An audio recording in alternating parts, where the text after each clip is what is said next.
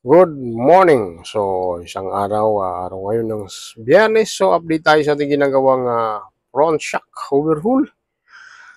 Click 125 pa rin. Ito po ang mga part number nila. So, sa bawat part number, ilagay ko lang po sa comment section ng kanilang saktong part number. Ito po, unahin po natin dito.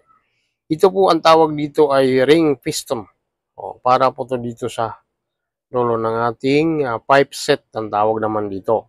So, ang part number po nito ay 51437-KWB-601 ring piston para sa ating click 125 o kahit sa 150, isa lang ang mga sukat nito nila. On the beat, yan. So, dako naman tayo sa kanyang spring. So, ang part number po nitong spring na to ay 51421-key N5-901 spring rebound. Ito naman po ang tawag sa kanya. So, dito naman po ang ating bibilhin. Ang tawag po rito ay pipe set. So, ang part number po nito ay 51470-key CR-601 pipe set para sa ating mga Honda Click, Honda Beat, 150 man po yan o 125, isa lang po ang kanila.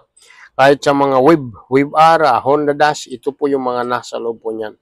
Iisa lang po ang kanilang mga sukat, pero kaiba-iba lang po ang kanilang mga code. Pero siyempre, kung gusto nyo po ng standard, mas maganda po, base po tayo sa ating ORCR para tama po ang maibigay. So, okay. Maraming salamat. God bless.